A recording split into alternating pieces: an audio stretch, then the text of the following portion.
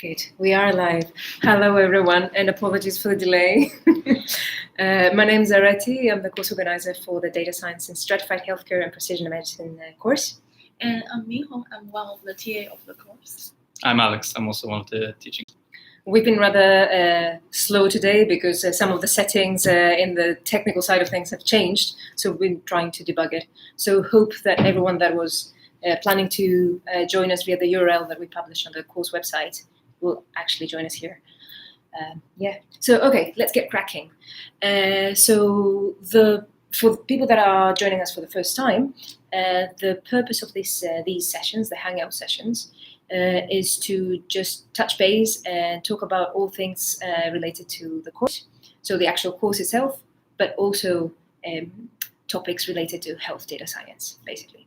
How data science is transforming biomedicine and healthcare. So what I usually do is start the beginning of the session by giving an overview of the course. It's not going to be a detailed one, but I know that people are at different stages throughout the course. So it's a 5-week course, and some people are currently on week 2, others are working on week 4 or 5. So just to give you just a reminder of what the course is about, we look at different types of modeling of data and what we can do with data in biomedicine and healthcare. And this includes modeling networks, modeling processes, working with unstructured types of data, so natural language processing, and images, so medical imaging. And we start week 1 with an overview of data science in stratified healthcare and precision medicine, and sort of a crash course in programming in Python, so doing data science tasks in Python with the pandas library. I'm going to go into a little bit more detail of the topics that we see in week 3, because week 3 is the week when we look at machine learning. So if any of the people that are watching us now, if you haven't already seen the content in week 3 and you're curious, go have a look. Just to say that many of the topics that we're going to be discussing today, they are related to machine learning. So don't worry if it's not all clear and if you're not sure what things mean. When you do have a look at the topics in week 3, you'll see that there are 2 main families of machine learning, supervised learning and unsupervised learning. And in supervised learning, we have labeled data. So a non-medical example, but very sort of common in this area, is classifying images of animals. Is it a cat or is it a dog, for instance? So that's an example of supervised learning. And we could do the similar medical imaging task with the use of supervised learning to classify tumors, for instance. And then when it comes to unsupervised learning, we don't have label data, so we don't have good and bad examples or true and false values. But what we do is we have typically a big volume of data that we want to explore and perhaps generate hypotheses. So an example, a technique in this area that we look at in this course is to do with clustering. So say you have a very big pool of data around patients. There are many different ways that you could group them. So one could decide, okay, I'm going to group them by age, or I'm going to group them by profession and I don't know, education background. But because the combination of all those different attributes is very big, it's really hard to know where to start from. So clustering techniques allow us to identify those different groups by letting the algorithm choose those criteria for the grouping. Okay, that's the overview of machine learning. More information in week 3. I think it's worth saying that there are discussion forums. This is something for our learners that perhaps are not are fairly new to the course, and we highly encourage you to participate in the forums, ask questions, post your comments, and so forth. So Minhong, you've been both looking at the forums, right? Yeah. What do you have to report on activity in the forums? And so past several weeks, we are very happy to see many questions, like some questions especially about coding or programming, and I believe they are solved basically. And just one thing to say about it, just in the future, if you have some questions about coding, just try to be very specific about your questions. In that way, other people will be easier to understand your question and can help with it. And we also have a section for this Hangout today, and we have one question there asked about, it says, although AI and machine learning offer new opportunities in healthcare, they also can be difficult to fully test. And he would like to know our views on ensuring the safety and dependability of these methods when we apply to healthcare. And I think it's quite a big question, and it's not just for healthcare, it's about machine learning in every area. They have similar questions. And I think nowadays when we talk about AI, typically they are specifically designed for specific cases in specific areas. And typically a well-trained network would be better to handle the data sets that is very similar to the training population. And that's the problem. And because it's not very good at handling some unexpected other cases. So, and there are many features through the learning, there are many features that will affect the performance of the AI. For example, for image processing, even the image quality can affect the performance. So change of these features is easy to degrade the performance of the algorithms. So in my opinion, it's by testing, if it's possible, we can try to define a very real-world balanced test set. In this case, we can try our best to increase the diversity in the data set. In this way, we can bring the algorithm closer to we can apply more globally and fit in different data sets. And that's better for testing. But I know it's really hard to do in reality. That's why it comes to the problems of the limitations nowadays or the challenges we have. So yeah, that's my idea basically. Mm-hmm. I thought that this question was very interesting and very hard to answer. Yeah. So when I saw the question the other day, I thought, "Ooh, what do I think about that?" And in my case, I was not really sure what I think. It's all a little bit fluid in my head. Yeah. So I went online and looked for papers and what other people have said. And the truth is, there isn't that much published around it. There isn't that much regulation. So if you type on a search engine, I don't know, AI in health and safety or dependability or testing, then most of the articles that you find, they're to do with concerns around it. But what is actually happening is, I think it's happening right now. So the only thing that I found, as in things that are happening, is a working group from the ITU and World Health Organization who have built a platform for testing and benchmarking AI applications in health. And this is work in progress, is my understanding. So joining is free of charge. It's open to everyone. So basically, this is an initiative where people are trying to get good minds work together and crack it. It's a hard one. Another article that I found that was quite interesting around this one was from DeepMind, so Google DeepMind. They have different research groups, and there's one working on safety, not specifically for medical applications, but more of around general AI safety. And they've published some guidelines to say, or what they think is important, but of course this is their personal view. And the way I read the article was very much around good software engineering.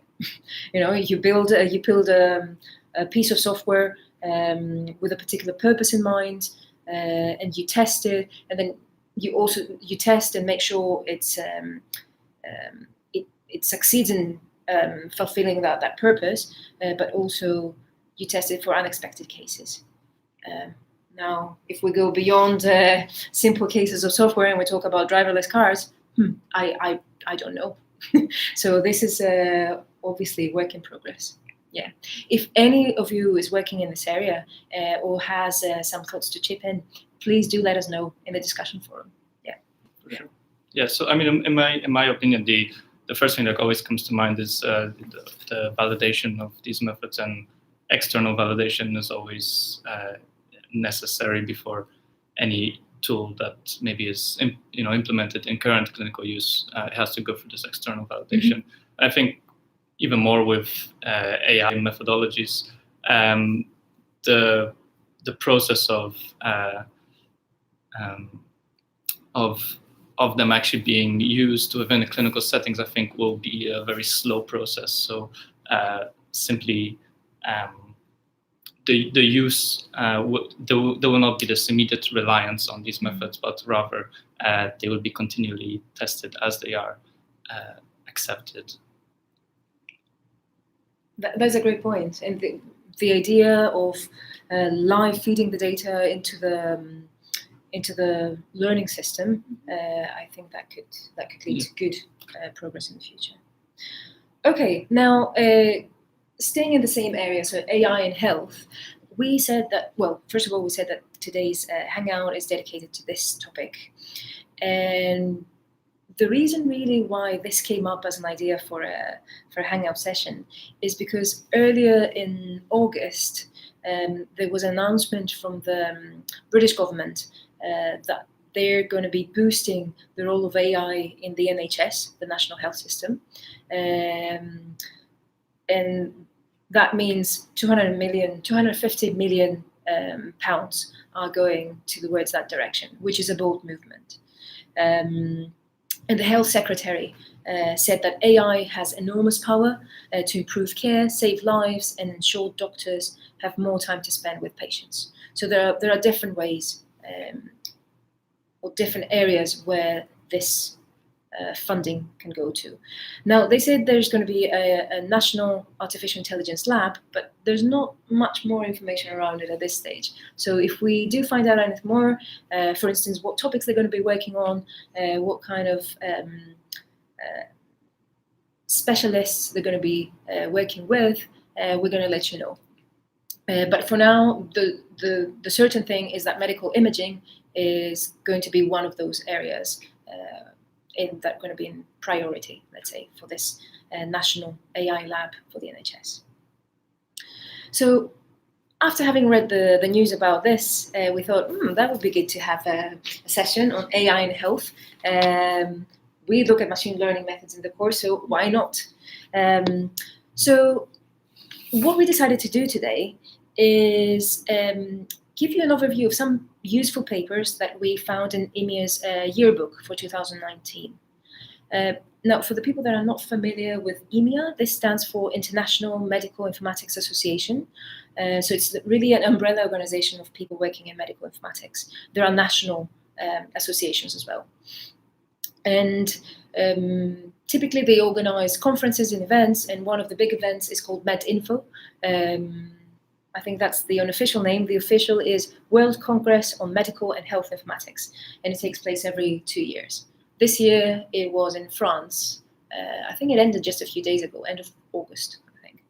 So they're very active, they're highly knowledgeable, and in addition to those conferences and working groups that they have, they publish a yearbook every year dedicated to a particular theme, where established researchers in the community provide an overview of the state of the art, the challenges, the history, and so forth. So the 2019 yearbook of EMEA is dedicated to AI, and in particular, artificial intelligence in health, new opportunities, challenges, and practical implications. So the yearbook is open access. If you just type in the search engine 2019 EMEA yearbook, EMEA as in IMIA, you'll be able to find it and access everything, all the articles that are included. But what we'll do today is give you an overview of 3 papers that we thought were particularly interesting. So, Alex, would you like to go first? Yeah, for sure. So I mean, the paper that I was looking at is titled AI in Health, State-of-the-Art Challenges and Future Directions. So I think, it's a great paper that definitely you should read through. So it's a review over the past 5 years of some recent applications of AI within health.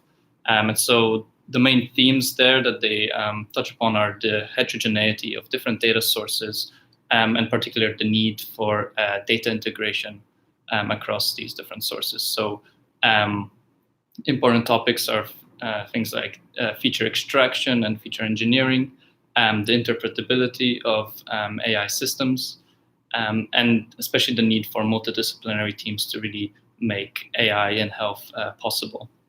So the article includes many examples and applications with references. So definitely very interesting to have a look through. And they go into the challenges associated with all of these. So they identify 5 main. The paper is structured across into 5 main different data types that they identify in the literature, and these are. So I think it would be worth actually going through each of these in turn and see what they say. So the first one is multi-omics data, so data that relates to the biological processes.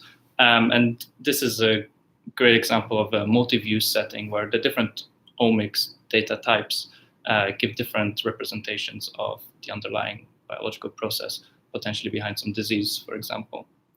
So, of course, the integration of these different views is particularly interesting here, and the authors touch upon 2 different approaches. So data-based integration and model-based integration. So there's different ways in which different types of data can be combined to then perform analyses.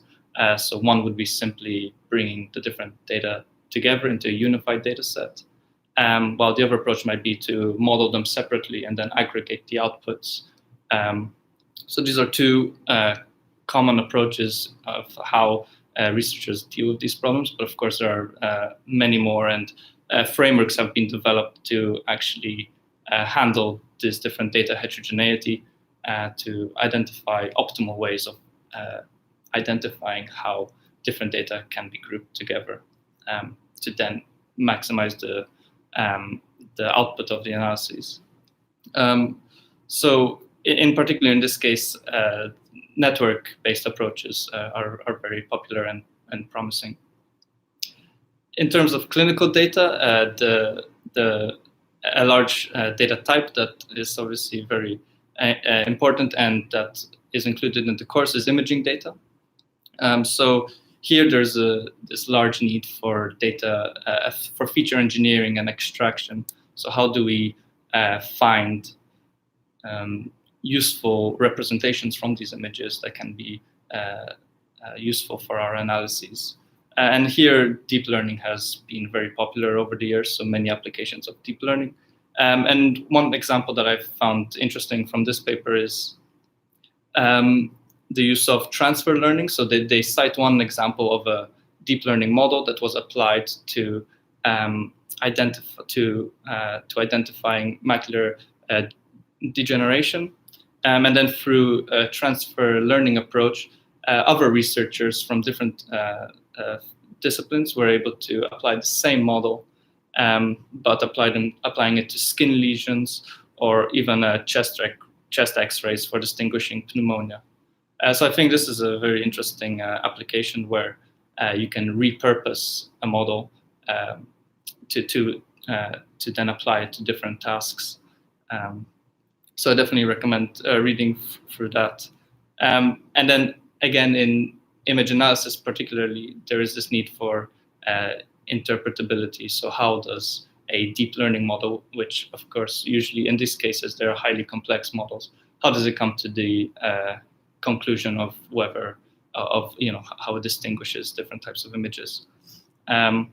So there's one example of a 2-stage approach where actually there are 2 models. So one which performs the segmentation of the image, and then a separate one that uses the segmentation to then identify different features and use it for decision making. So the segmentation can actually give insights to a radiologist on which parts of the image the algorithm determines that are useful for the decision-making task.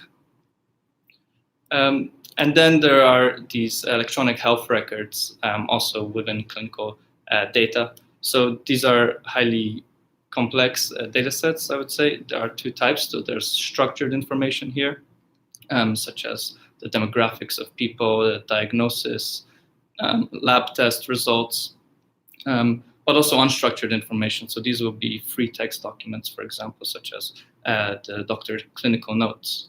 And so handling these different types of data requires different types of approaches. And so natural language processing has been particularly used in this area. And a main challenge here that the authors cite is the heterogeneity of actually the health record systems around the world. So there is this challenge that they are not standardized, and so there is this need for a push towards interoperability, so that the algorithms that are trained on this type of data can be actually validated and used across different settings. So in my experience working with these with clinical data, some of the main challenges that I have encountered are that this data is usually very messy. So there's a lot of missing data, there are inconsistent entries, and many times the data might not be stored on formal database systems. So, for example, sometimes it's simply Excel spreadsheets, and so extracting this data or porting it between systems can be very error-prone, and so that's also very time-consuming. And the authors go through other different types of data, such as physiological data. So they touch upon signal processing, behavioral data, which I think is an interesting and slightly different, where they focus on social media, for example, or conversational data or mobile sensor data. And then there's also environmental data, which can look at factors and associations between, for example, air pollution and cognition. So definitely many different data types, and across all of them we see similar types of challenges and issues that need to be addressed. And in particular, in terms of the future directions that the authors focus upon, there is this need for data integration across these different data modalities, not only within each data type. So, for example, behavioral data, such as mobile sensor networks, might not be particularly useful if you can't link it with the patient's clinical data. But then, of course, linking imaging data with multi-omics data is particularly interesting. There's a need for model transparency. So how can we interpret the decisions that these algorithms may make? And there is a focus on model security. So there are these risks of potential adversarial attacks where the data fed to a machine learning algorithm might be corrupted in a way that the results are suboptimal or may render incorrect decisions. So there is a need to also develop defense mechanisms and for clinicians to be aware of these potential risks. So obviously very many topics in this paper, which span a broad range within AI and healthcare. And one thing that I wanted to add to this is, in my experience of working with healthcare data, is actually, while there are so many challenges and technical challenges in all of these data types, and then working across these different data types and in a multidisciplinary setting. And while we may focus on these complex machine learning models, actually a very time-consuming and important preliminary task is actually handling the raw data within each of these data types. So the data preparation and pre-processing, cleaning, handling missing values, for example, is a key step that needs to be performed before any of this can really start. So I think that's important to note as well. It's very good that you're pointing this out because I think many people that are new to data science, they start with these, you're excited, you want to draw some interesting conclusions, but then you realize it's a big pain and effort. It's so time consuming to just get the data in a form where you can actually do something with it and draw conclusions. So what I usually tell my students is that be prepared that maybe 80% of your time and the time length of your project will be spent on data cleaning and processing, pre-processing, and that's just the way it is. So it's good that you're pointing this out so people know what the expectations are. And then can decide whether this is for them or not at the end of the day. Yeah. I think particularly in healthcare, where some of the data sets are very new, so you might be the first person working on this particular data. So it's very raw, and a lot of work needs to be done. I thought it was really great that you pointed out the importance of integrating different types of data. So you talked about omics data and medical records, behavioral data. There's also environmental data, and throughout this course, we talk about precision medicine, right? The way to really get to precision medicine and tailor your diagnosis, the treatment to a particular individual is only if you have a comprehensive view of the individual. And comprehensive view means omics view, behavioral view, where do they live, what is the pollution like, and so forth. So yes, I think the only way to get there is by integrating different types of heterogeneous data. Yeah. Very good. Thank you, Alex. Did you find this article easy to follow? Was it very technical? So who would you recommend it to? Yeah, no, I would recommend it to everyone. It's really not technical. I mean, they do touch upon some of the methods within their references, some of the more technical methods, but that's not the focus really of the paper. And the paper is more, it gives these examples, so you can then go into each of these papers to look at what the authors actually did, but it gives a great overview of the field. So, yeah. Amazing, thank you. And Minhong, you looked at a different article, is that correct? Yes. The title is The Price of AI, and it's quite easy to read. So if you are interested, you can have a look. It's a short review, and it's just 2 pages. And the author has some interesting ideas that he thinks nowadays when we talk about AI, in fact, it's narrow AI, and we mainly talks about deep learning nowadays, and which is good at pattern recognitions or some specific tasks like for diagnosis or for images interpretations, for example. And the author's idea is like, because nowadays we have access to very easy access to cheap computational resources, and there are a lot of available training data sets there. So once we talk about the price of AI, it often comes to the end of clinical professions. And for example, radiologists or dermatologists or whatever. And so the paper reviews the cost they might need to pay for the benefits of AI we can get nowadays, includes the changes in the way healthcare is practiced or patients are engaged and medical records are created or work is reimbursed.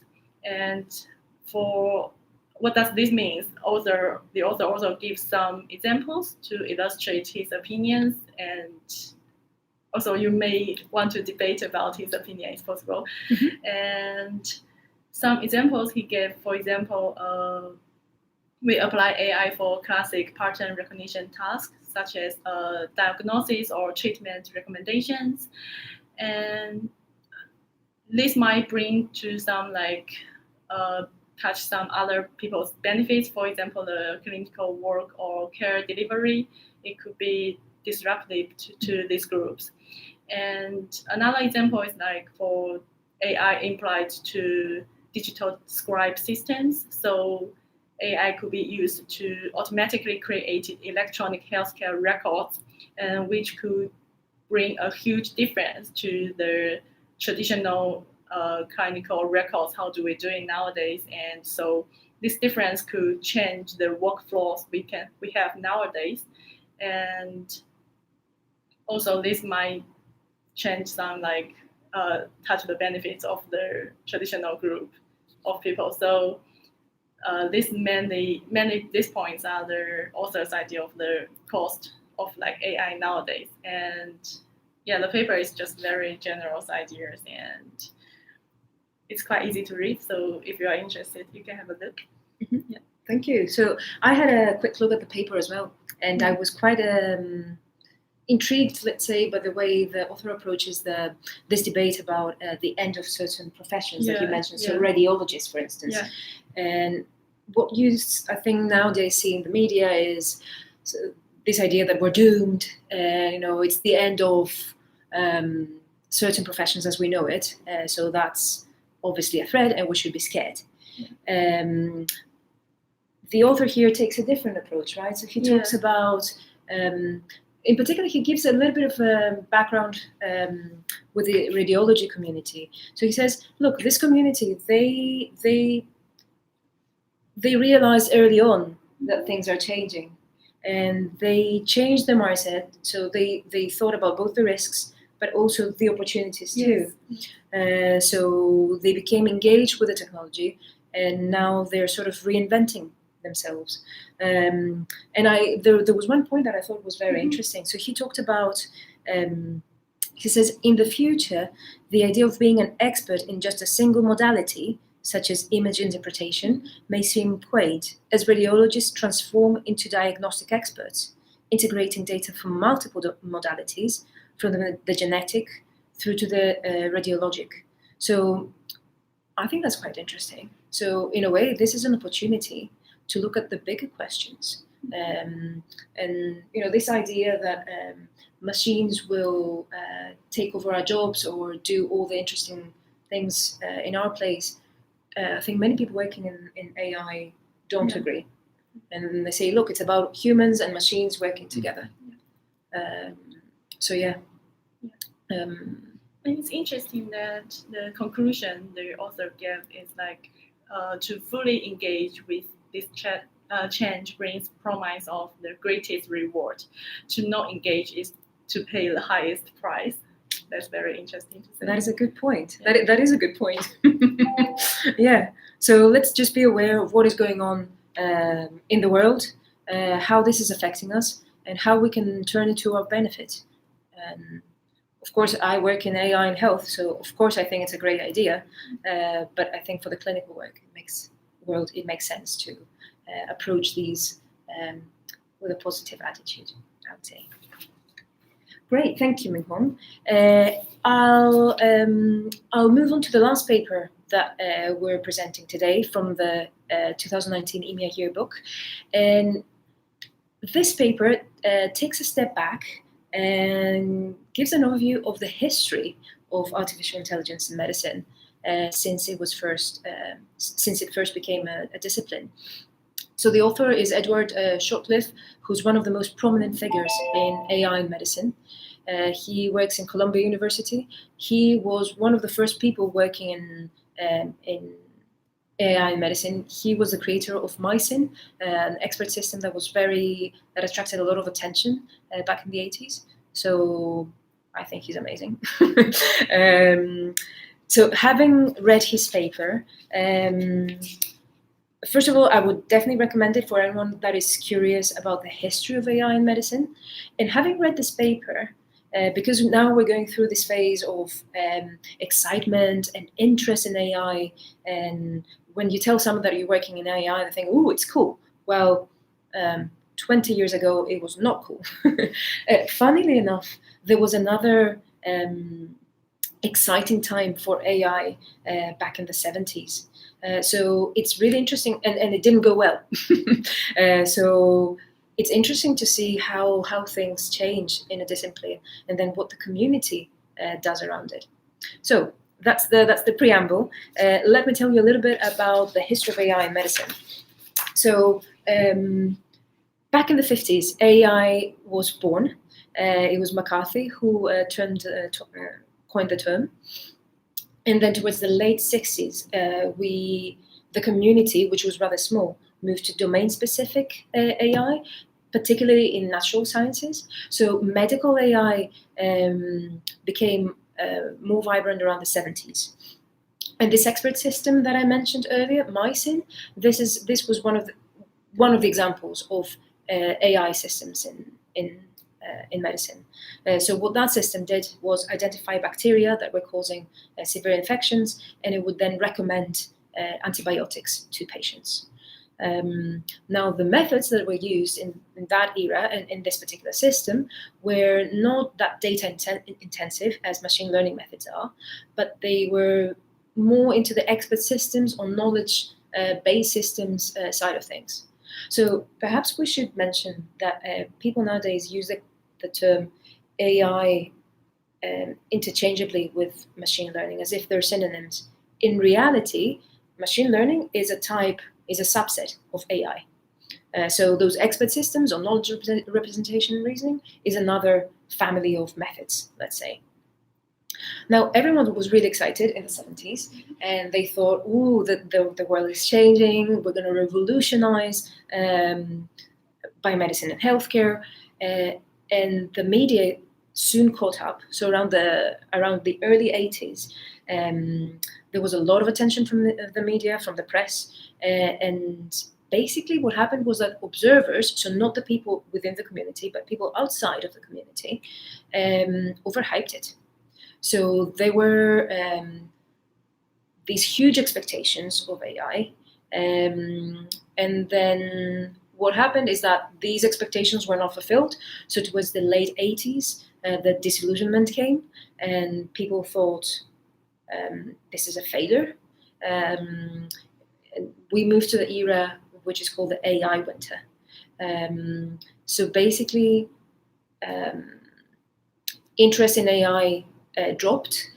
People that were working in AI in medicine, for instance, who would get funding for their research, then it was much harder to get funding for this kind of research. And in fact, what they did was use new terms to refer to good old school AI to make sure that their good research continues. So that's what happened in the early 90s. And people still kept working in AI and medicine. It's just that it was after all this hype around it. So, it was a very specific research community, which is what happens with research. Now, between the 90s and, say, mid-2000s, this community grew a little bit more. Again, the term AI was not that popular, so people didn't use it that much. But what happened during that time is that the societal perception of technology changed.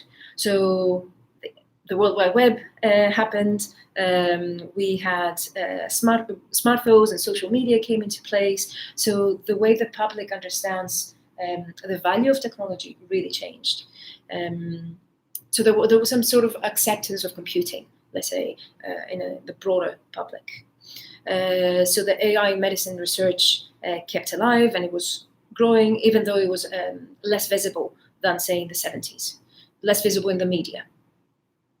And during that era, so between 90s and, say, mid-2000s, there was a wide range of AI-inspired methods that were used to tackle clinical or biomedical problems. And some of the new topics of interest, or the topics that attracted a lot of interest, were around guideline-based decision support, ontologies, and I think we do talk a little bit about ontologies in this course, so in week 5. And Shortlift, the author of this paper, says, look, there were lots of good things happening during that time, but adoption and integration was rather slow, and the main barriers to this adoption were to do with, really, they were political, they were cultural, and they were fiscal. So it had nothing to do with the technology itself, which is interesting. And then the third part of his paper is the last decade, let's say, where it's a new AI spring. Now artificial intelligence is part of our life, actually, to some extent. There's Alexa and Siri, who we can talk to. There's a lot of interest in driverless cars. But what the author points out, which I think is a very important point, is that these things didn't just happen one day. These are the result of decades of research. And this is exactly what happens with recent developments in AI medicine. It's not just like one day this group of researchers managed to do something. People just build on previous research. So machine learning, for instance, most of the methods were already, people were working on them back in the 80s and 90s. So yeah. What the author also highlights during this last decade for AI medicine is that it's become entwined with other areas of computer science and biomedical informatics, which is a good sign. So it's becoming more accepted in a little bit more traditional areas, let's say. And what that also means, apart from acceptance, is that people get to meet and discuss and exchange ideas. And this is the only way we can make some progress. And finally, the last point I think I'd like to mention from his paper, which I would highly recommend, is that he makes an appeal for more training of talented individuals who work in both academia and industry in AI medicine. And what he means by that is people that have a solid background in computing methods and data science, let's say, but also deep understanding of the clinical domain and healthcare. And well, I think that's what we're trying to do with this course. It's not the only course out there, but we hope that we will contribute to this vision of getting highly skilled people to work in this area and push things forward. One of the things that he does raise, and I think you mentioned that too, Mikko, is about this overhype that is happening in the last decade, and the risks associated with it. So in the first spring of AI back in the 70s and 80s, that overhype led to disillusionment and a loss of interest in AI, and that's really a shame. So I hope the world, meaning not just the researchers but really the media, will learn from this history and present things in a more realistic, pragmatic way. So I think this concludes our selection of papers from the EMEA yearbook. Anything else that you would like to point out? Well, no, I mean, we'll make sure to link these papers in the discussion forum. Yeah. So they'll be available, and as Aratis mentioned, they're freely open access. So definitely have a look yourselves. And by the way, if you have any ideas or requests for topics for our Hangouts in the next few months, you're very welcome to suggest them in the forums, and hopefully we'll be able to provide something. Yeah. Okay. Thank you very much for watching, and talk to you. Catch up in the forums. Yep. Bye. Thanks. Bye.